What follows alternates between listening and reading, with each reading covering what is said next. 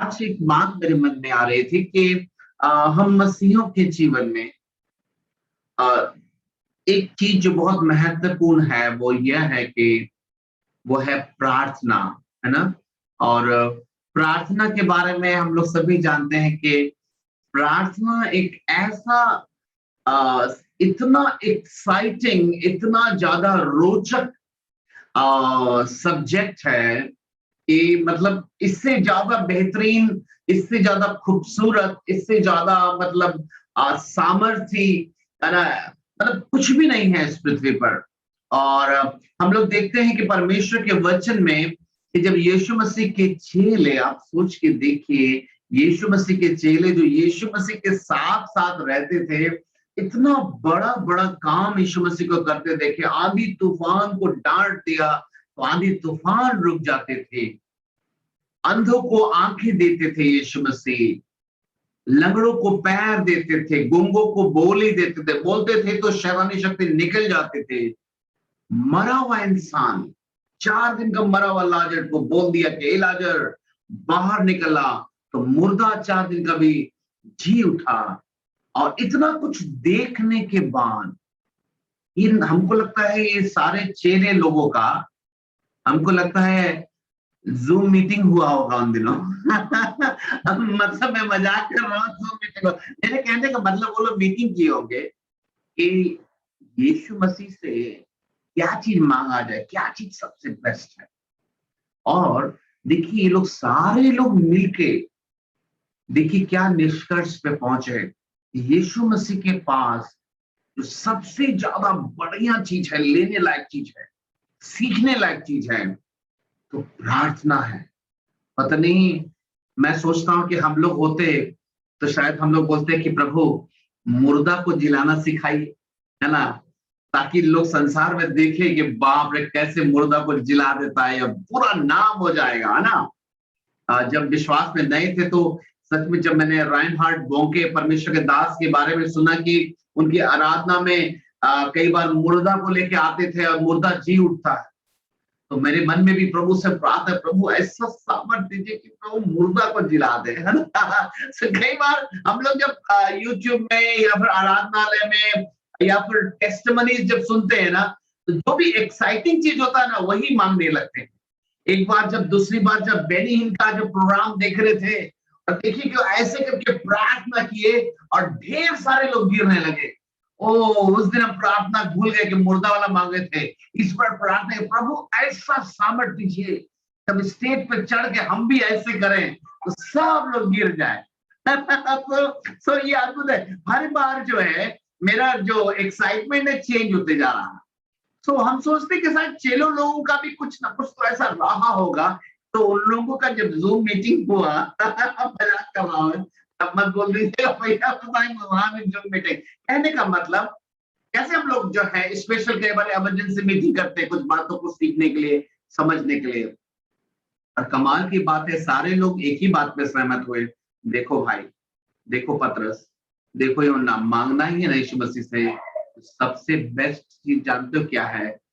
प्रार्थना कैसे करते हैं ये सीखा जाए।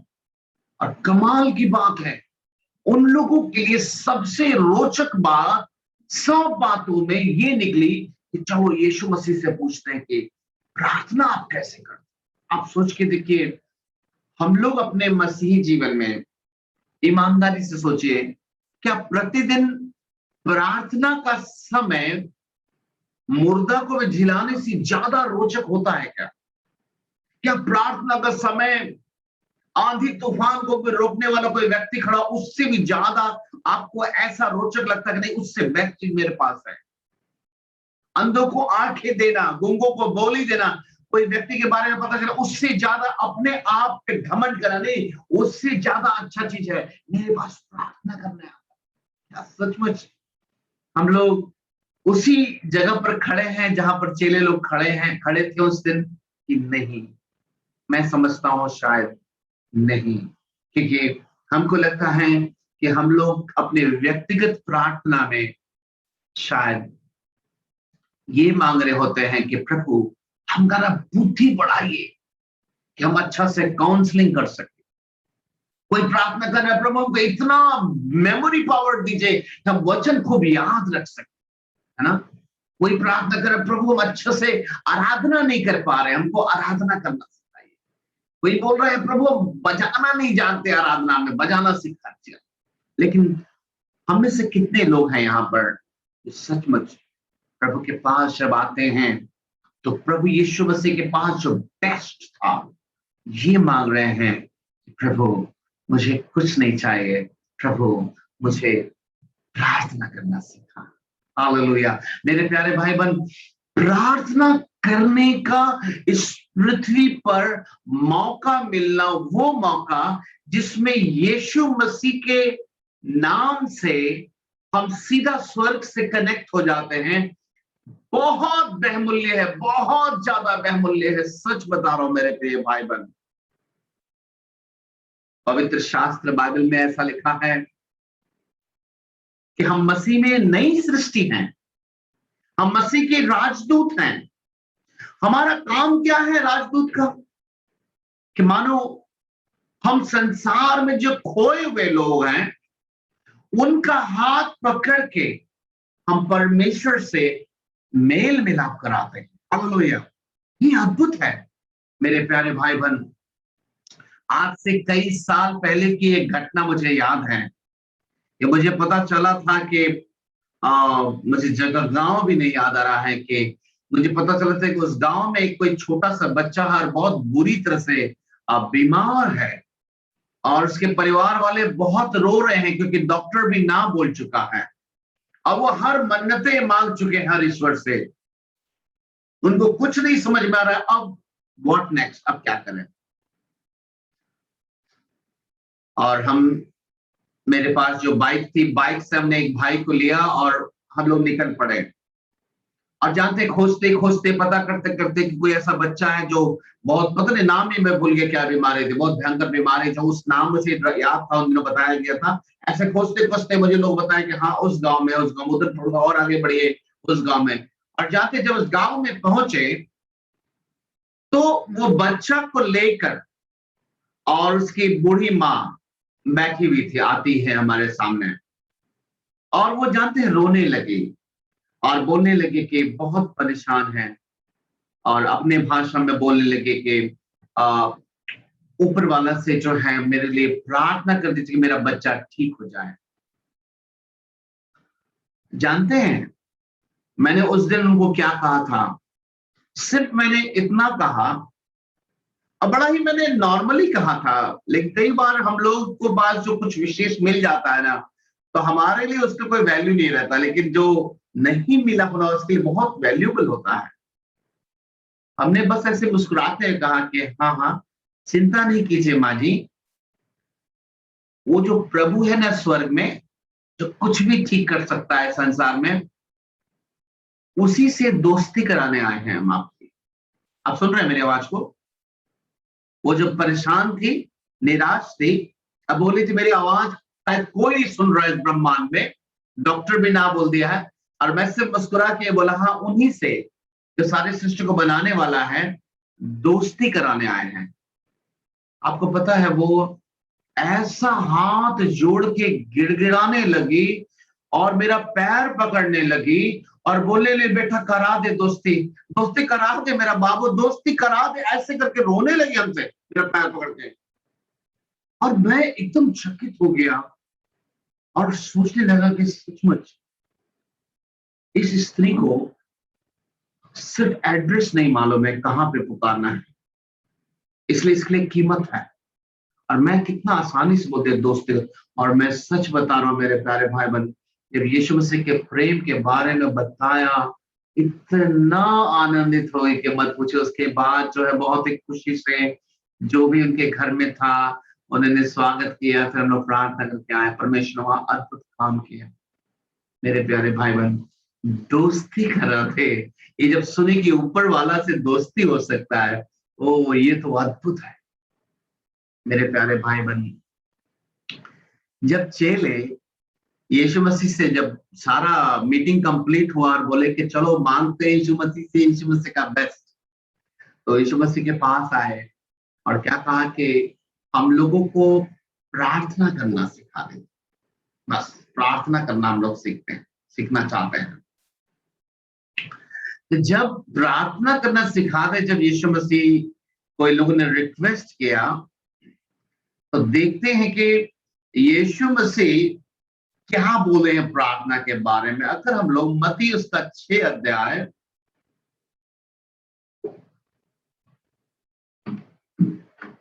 उसका 6 से देखें, मत्ती 6 उसका 6 से अगर हम लोग देखें नया नियम में, तो यहां पर ऐसा लिखा है, जब तू प्रार्थना करे तो अपनी कोठरी में जा और द्वार बंद करके अपने पिता से जो गुप्त में है प्रार्थना कर, तब तेरा पिता जो गुप्त में देखता है तुझे प्रतिफल देगा।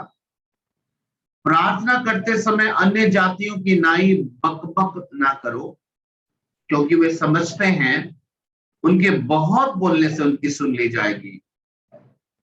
सो तुम उस नाई ना बनो, उनकी नाई ना बनो, क्योंकि तुम्हारा पिता तुम्हारे मांगने से पहले जानता है कि तुम्हारी क्या आवश्यकता है। मेरे प्यारे भाई बहन, यहां पर ये लोग जो आए हैं, थोड़ा सा गौर से सुनिए। जब प्रार्थना करना सिखाया का बात हो रहा है, तो घटना क्या हो रही है? चेलों को प्रार्थना करना नहीं आता था। यीशु मसीह के बातचीत से ऐसा लगा नहीं। अब देखिए, उनको बोल यीशु मसीह बोल रहे हैं कि अन्य जातियों के समान बकबक वाला प्रार्थना मत किया करो। यानी तुम लोग प्रार्थना करते हो, मुझे पता है, यीशु मसीह कहना चाह रहे हैं ना। यीशु मसीह उन लोगों को प्रार्थना करना नहीं सिखा रहे थे, उनको ये बता रहे थे कि अन्य जाति किस तरह से प्रार्थना करते हैं और जीवते परमेश्वर से जब आप प्रार्थना करते हैं, दोनों में अंतर है। और ये लोग प्रार्थना करना जानते थे, लेकिन कैसी वाली? जैसे कि यहूदी लोग प्रार्थना करते थे अपना टाइम से, बकबक करना, बैठ जाना अपना सुबह में, दोपहर में, और अपना दिमाग में जो भरा हुआ बक बक बक बक बक बक बक बक कर दिया। यीशु मसीह बोले वो नहीं चलेगा, क्योंकि तुम लोग आए हो क्या सीखने के लिए? प्रार्थना। तो चूंकि जब प्रार्थना सीखना है, यीशु मसीह समझ गए थे ये लोग कौन सा प्रार्थना करना सीखना चाहते हैं। ये लोग वो वाला प्रार्थना देख चुके, यहूदी वाला बक बक वाला।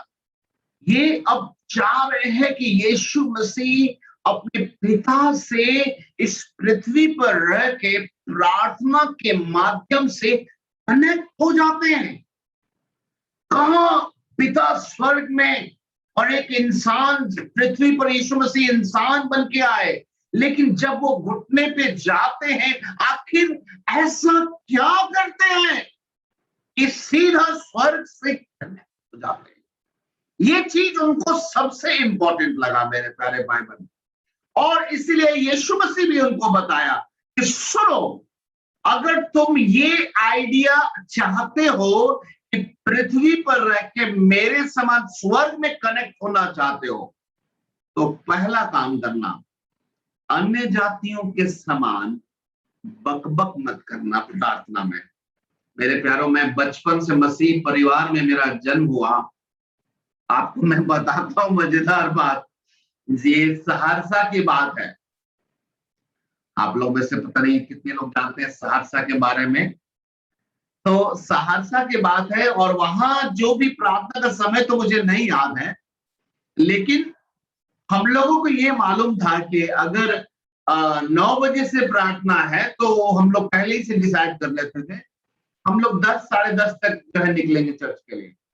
जानते हैं क्या है? तो 9 बजे से वो पास्टर साहब जो चढ़ते थे प्रार्थना करने के लिए, तो पूरा 1 से 1.5 घंटा वो सारा घर, सारा कॉलोनी, देश, दुनिया, वो बोलते चले जाएंगे, बोलते चले जाएंगे प्रार्थना।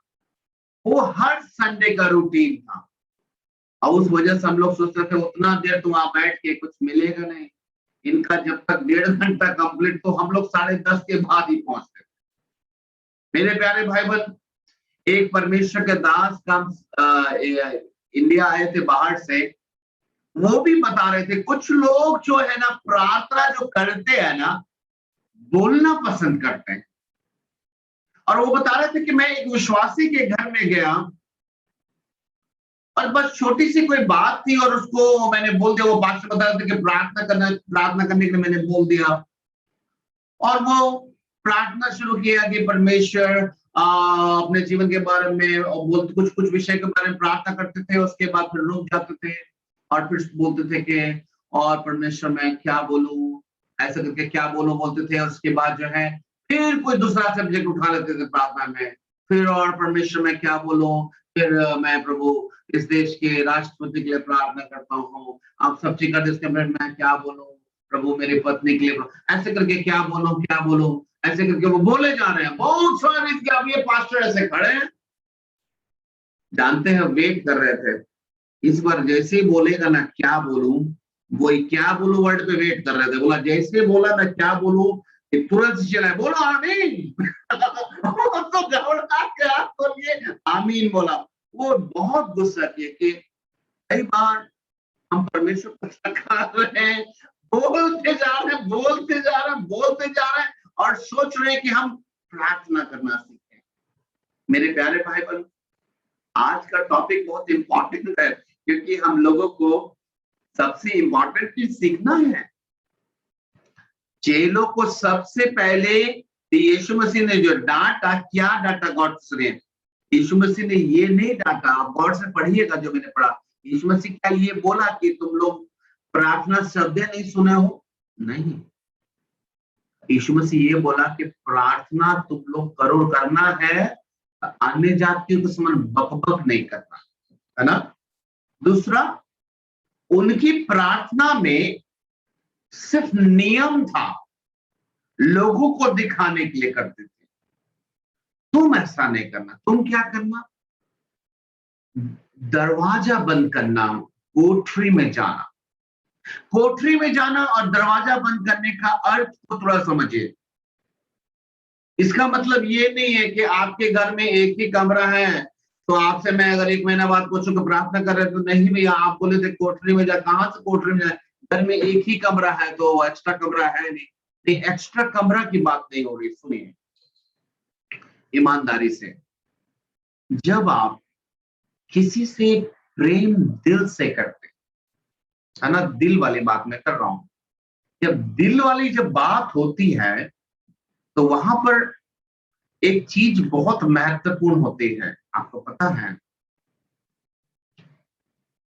गुप्त बातें होती है ना। जिससे प्रेम होता है ना, वहां पे गुप्त बातें होती हैं। आप समझ रहे होंगे मेरी बात को ना। वो कॉमन नहीं होती, सारी बातें गुप्त होती है।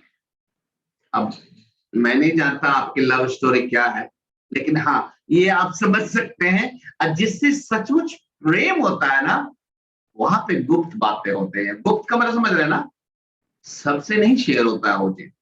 वो जिससे प्रेम होता है ना, वो वही गुपचुप रहता है ना। और प्रभु यीशु मसीह अपने चेलों को क्या बता रहे हैं कि जब तू प्रार्थना करे, बकबक ना करना, और अपने सृष्टिकर्ता परमेश्वर से गुप्त में, है ना। गुप्त का मतलब ये नहीं कि सबको दिखा रहे हैं। कैसे आप जिससे प्रेम करते हैं, गुप्त बातें होती है ना। गुप्त वाला जो क्या फीलिंग क्या होता है, गुप्त वाला वो फीलिंग एक एक अपनापन का फीलिंग होता है ना। बहुत ही कई बार आप देखिए पूछते भी क्या, अरे बता नहीं रही हो, बड़ी खुश लग रही हो, कहां से आ रहे हो?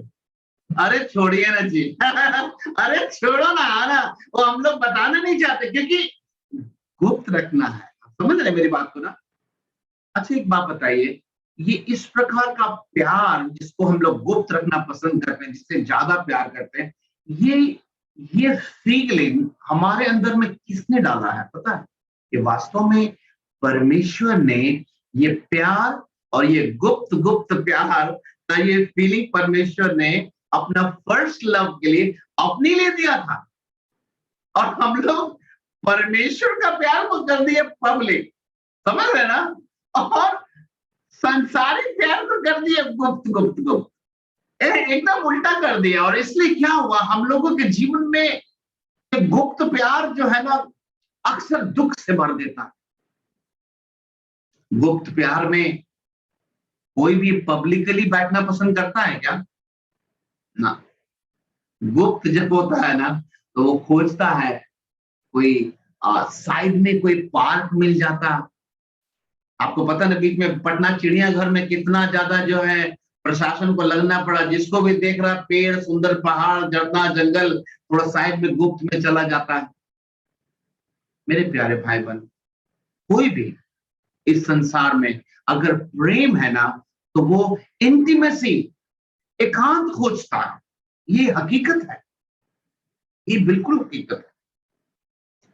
अच्छा ये बात बताइए, तो क्या जिस परमेश्वर ने हम लोगों को बनाया, क्या वो पब्लिकली प्यार करना पसंद करेगा?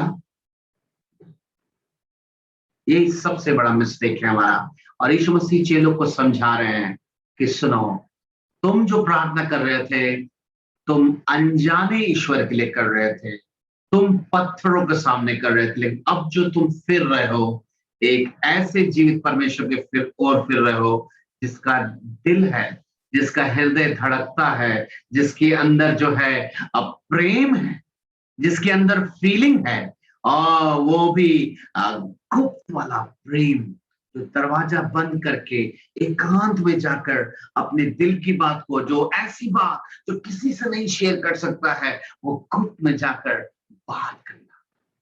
समझ रहे हो पतरस? गुप्त वाला प्रेम समझते हो यूहन्ना? गुप्त वाला प्रेम करना आज से तुम लोगों को करना होगा।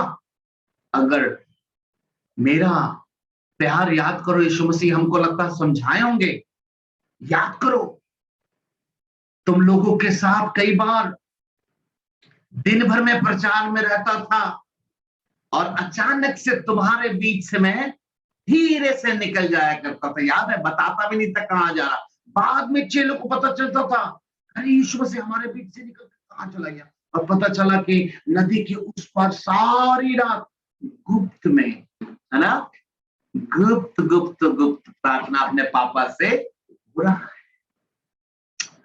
पूरा बाइबल में देखिएगा अक्सर यीशु मसीह धीरे से उनके बीच में निकल जाते थे गुप्त में और प्रार्थना करने चले जाते। मेरे प्यारे भाई बहन, हम और आप जानते हैं कि अगर संसार में हमने किसी से प्रेम किया है और जहां पर सारी भीड़ है, वहां पर हम मौका तलाशते हैं कि थोड़ा सा मौका मिल जाए तो थोड़ा सा गुप्त में, थोड़ा सा साइड में जाके कुछ प्यार की बातें करें। मैं सच बता रहा हूं, खुल के बता रहा हूं, इसलिए कि उसका अर्थ को हम लोगों ने मिसयूज किया। हालांकि गुप्त का अर्थ वास्तव में परमेश्वर ने अपने लिए रिजर्व रखा था, कि परमेश्वर सोच रहा है कि काश ये लोग जैसे पार्टी में, फंक्शन में चुपके से गुप्त होकर किसी के पास चले जाते थे, काश ये वाला प्यार ये लोग मेरे लिए कर सकते हैं कि अभी आए हैं शादी में, लगन में, और अचानक से उनको मेरा याद आ जाए और धीरे से कोई कमरा में जाके कोठरी बंद करके और बोले, Jesus I love you, oh Jesus, oh प्रभु यीशु आई लव यू। कहाँ है? आइए हम लोग बात किया जाए। मेरे प्यारे भाई बहन, प्रार्थना इसी रीति से करना।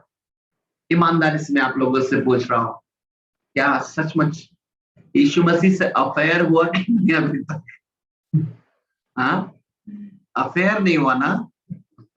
अफेयर जरूरी है। देखिए, हम सही शब्द इस्तेमाल कर रहे हैं, बिल्कुल गलत शब्द नहीं इस्तेमाल कर रहे, क्योंकि शब्दों की महत्वता इस बात से है जिसके द्वारा हम सही इमोशन तक पहुंच सके। मैं इसलिए कोई पास्टर इस वर्ड को नहीं इस्तेमाल करता है, लेकिन हमारे समाज में जब हम अफेयर वर्ड यूज करते हैं तो आप समझ सकते हैं कि इसके साथ लफड़ा है ना?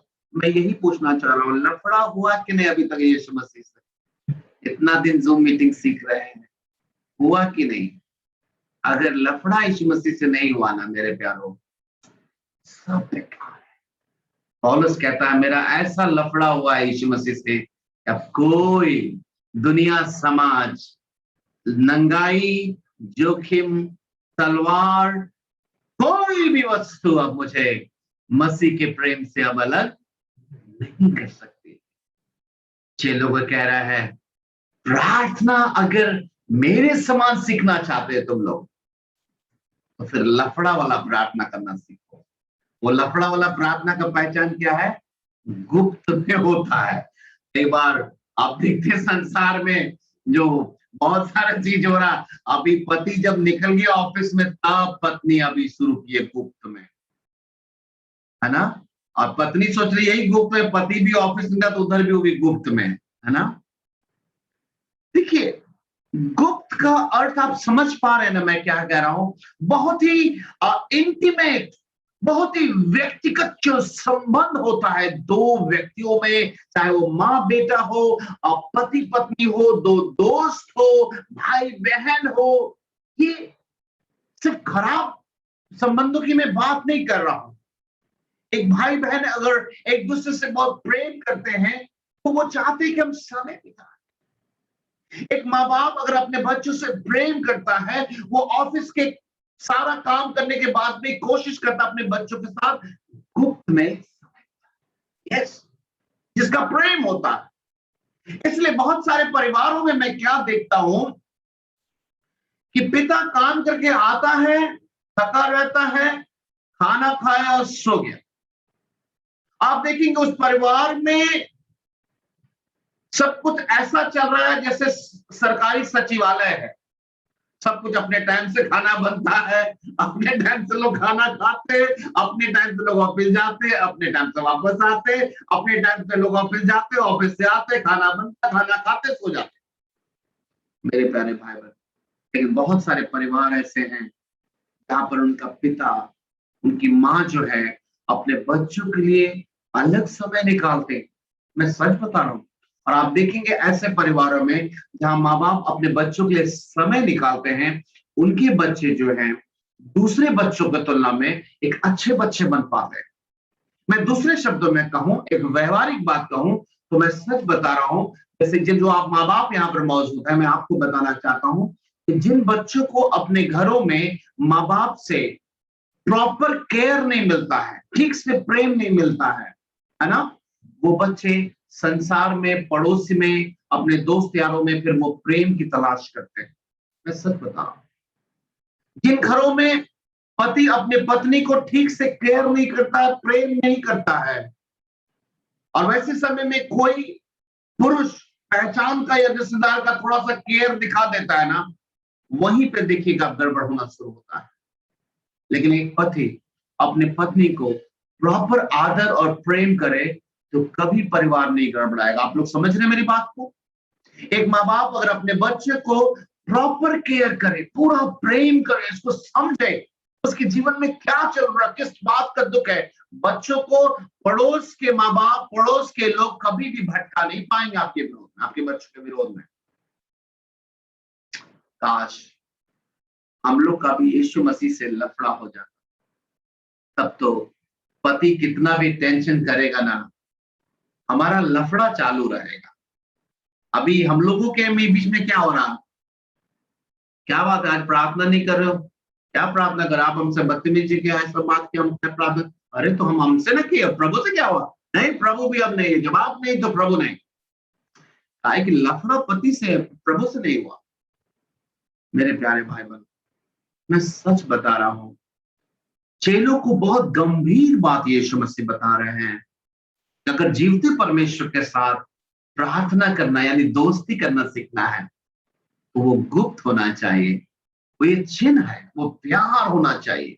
आज हम लोग कई बार नियम के द्वारा आ पा रहे हैं कि ये आवश्यकता है इसलिए आ रहे हैं प्रार्थना में। एक लफड़ा है प्रभु यीशु मसीह से जो धड़क रहा दिल, क्या बाप रे आज सुबह से बात नहीं कर पाए ढंग से, एक बार आई लव यू भी नहीं बोल पाए यीशु मसीह को, बड़ा मिस कर रहे प्रभु, जा रहे हैं चुपके से इस बात करें। इस प्रकार की फीलिंग के साथ शायद हम लोग नहीं आ पा रहे हैं। हम लोग सिर्फ नियम के कारण आ पा रहे हैं। मेरे प्यारे भाई बहने, संसार में भी चाहे वो आपका पति हो, आपकी पत्नी हो, आपके माँ बाप हो, अगर सिर्फ नियम से आएंगे आपके पास प्यार करने के लिए, हाँ बोलो ना क्या बात है, देखो घड़ी देखकर 1 घंटा, जैसे 1 घंटा प्रेयर करना है, देखो 1 घंटा समय है, बात करो ना, क्या बात करना है, ऐसे करके कोई आपसे आएगा ना प्यार करने के लिए, आप पता क्या बोलेंगे, तुम मत बात करो। ये क्या बात प्यार से बात करने, आप घड़ी देखकर बात करोगे, हमसे 1 घंटा क्या है बात करने के लिए, ऐसे करके प्यार होता है? हम लोगों का प्यार कई बार समय में बंधा हुआ है, जबकि सच्चा प्यार हम लोग जानते हैं क्या समय में बंधता है क्या? हमको तो लगता है वहां पर ब्रेक फेल हो जाता है गुफ्तगू में।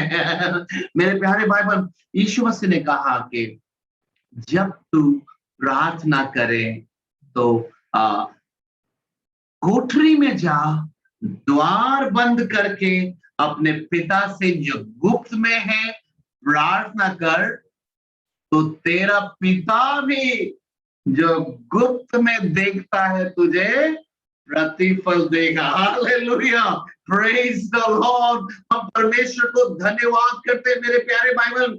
मैं मेरा एक गुप्त बात जब प्रभु से हुआ था, मैं बता रहा हूं, बहुत इंटरेस्टिंग। एक समय आया था जब मेरे परिवार को, मेरी पत्नी को जो है मेरे सास ने और हमारे जो सिस्टर इन लॉ ने गलत भर दिया था, और मैं यहाँ से बहुत रो के प्रार्थना कर रहा था कि परमेश्वर आप चाहेंगे तो वो लोग जितना भी गलत भरे हैं उसके दिमाग में, वो सब निकल जाएगा और वापस आ जाएगी, है ना? तो हम सोचे कि जब गुप्त में ही हो रहा है तो थोड़ा सा एक लाइन और जोड़ देते हैं। तब प्रभु से बोले थे, प्रभु सुनिए ना, एक बात बोलना भूल गए कि प्रभु आपके लिए तो कुछ भी असंभव नहीं है, तो प्रभु आप मेरी वाइफ को उन लोगों के जंजाल से निकाल भी दीजिए, और साथ ही साथ चाहते हैं परमेश्वर की जब वो आए ना, तो कोई इंडिया में कोई बढ़िया जगह घूमने के लिए जा सके, कुछ ऐसा ट्रिप मारने का कुछ व्यवस्था करा दी। ओ सचमुच ऐसा अद्भुत हुआ मेरे प्यारे में, मैं तो कभी सोचा नहीं था। परमेश्वर ने अद्भुत रीति से मेरी वाइफ को लोगों में से ले आया, और उसके बाद कश्मीर घूम के आया। और जब रात समय था तो मैं गुफ्तगू बैठे बैठे गाड़ी में खिड़की से देख, वाइफ बगल बैठे, मैं गुफ्तगू प्रभु से कर रहा हूँ। गजब कर दिए प्रभु, हम तो सोचे नहीं थे कि ये वाला भी ट्रिप आप दे देंगे साथ ही साथ। ये सच बता रहा हूँ मेरे प्यारे भाई बहन, हम लोग कई बार प्रभु यीशु मसीह से हम ऐसा जा रहे हैं जैसे कि हम नौकर हैं, सिर्फ एक ही बात बोल रहे हैं, जैसे ऐसा जा रहे हैं जैसे कि सुप्रीम कोर्ट का जज के सामने कोई एक नालायक क्रिमिनल हो, जब जा रहे हैं हम पापी हैं। अरे भैया हो गया, अरे प्यार भी है, पापी थे, अब तो प्यार हो गया ना, और उस प्यार के कारण उस पाप को तो उसने अपने पर ले लिया ना। थोड़ा सा गुप्त गुप्त प्रेम भी तो होना चाहिए ना। सो देखिए, मैं एक बात को और जोड़ना चाहूंगा कि गुप्त में दरवाजा बंद करके, देखिए बहुत इंपॉर्टेंट बात है। आप देखिए हम लोगों के जीवन में, हम लोग अपने जीवन की समस्याओं को, और वैसी समस्याओं को जो अंदर अंदर तोड़ रहा है, अपने पति से बोल देंगे, बड़बड़ कर लेंगे, पत्नी को बोल देंगे, बच्चों पे उतार देंगे, ऑफिस के कर्मचारी को बोल देंगे, लेकिन वो जो दर्द है ना, कई बार प्रभु यीशु मसीह से ही नहीं बोलते हैं हम लोग, उल्टा कर रहे हैं हम लोग। अब प्रभु कह रहा है करना क्या होगा, सच्ची प्रार्थना में द्वार बंद कर, द्वार का बंद करना मतलब जो पति को शेयर करती हो ना, पति को शेयर करती हो, बच्चों को करती हो, जिस बात का टेंशन है, जाओ दूसरा कमरा, द्वार बंद करो, यानी उन लोगों को आउट कर दो, आउट कर दो उन लोगों को, आओ अकेले में गुप्त में मुझसे बातें करो। और जब मैं देख लूंगा ना कि अब गुप्त में आई है मुझसे बात करने के लिए, अब गुप्त में आया मुझसे बात करने के लिए, मैं तुमको प्रतिफल दूंगा। हालेलुया। मेरे प्यारे भाई, आप संसार में देखते ना, आप किसी से प्रेम करते हो, आप बोल रहे हैं कि चलो ना साइड में बात करते हैं, अब बोलिए ना, यहीं पे बोलिए, यहीं पे बोलिए।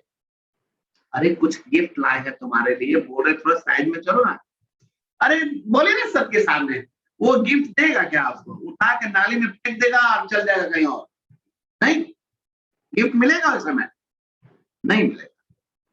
मेरे प्यारों भाई बहन, आप लोग समझदार हैं। गुप्त में प्रभु ने हम लोगों को बुद्धि दिया है, लेकिन हाँ, इसको आज से एक अच्छा अर्थ हम लोग दे सकते हैं। और प्रभु का वादा है कि तुम द्वार बंद करने का मतलब, तुम जिन मनुष्यों पे, जिन रिश्तों पे भरोसा ज्यादा करते हो, उसके बजाय उनको कर दो आउट थोड़े देर के लिए, और अकेले में आकर मुझसे खुल के बात करो। गुप्त का मतलब सिर्फ हमारे तुम्हारे के बीच का मामला रहेगा। अब मेरा वादा है, अगर मैं देख लिया ना कि तो गुप्त में मुझसे मिलने आई है, तो गुप्त में मुझसे मिलने आया, चाहे कोई भी विषय हो, मैं तुझे प्रतिफल दूंगा। हालेलुया, परमेश्वर की स्तुति हो। और उसके बाद एक और बात बोल के आपको मैं, आप आज की प्रार्थना को मैं अंत करना चाहूंगा। और उसके बाद एक बात को लिखा 9वां वचन में लिखा है, सो तुम इसी रीति से प्रार्थना किया करो, हे हमारे पिता। जब तू प्रार्थना करने के लिए आए, स्टार्ट जब करे ना, तो पहला शब्द बोलना पापा। हम लोग किस प्रकार का फील करते हैं? जैसे लगता है जज साहब आई एम सिंफुल, जज साहब जैसे बात करते नहीं, जज साहब ने नहीं। तो तू प्रार्थना स्टार्ट करे ना, तो सबसे पहले तुम्हारे अंदर में कैसे घर में बोलते हो पापा, तो तुम लोग यहाँ भी स्टार्ट लेना ना दिल से, हे हमारे पिता। ये एक फीलिंग की बात। वो लोग ट्रेडिशन से बात कर रहे थे, चेले लोग। यीशु मसीह बोला ट्रेडिशन से कुछ नहीं होगा, there must be a feeling. वहां पर तुम पूरे समाज के सामने खुल के आ रहे थे। अगर इंटीमेसी है, अगर प्रेम है, तो ये गुप्त में होना चाहिए। गुप्त में दरवाजा बंद करो, अकेले में आओ और बोलना स्टार्ट करना, हे हमारे पिता। हालेलुया। मेरे प्यारे भाई बहन, काश आज से हम लोग इस बात को समझें और मजा लें प्रार्थना में पापा के साथ। तो पापा का भी वादा है, देख लिया ना कि गुप्त में जैसे पहले तुम लोगों ने किया था, अभी मेरे साथ अगर गुप्त में आ गया ना, तो तुम लोगों का प्रतिफल गारंटेड है। हालेलुया।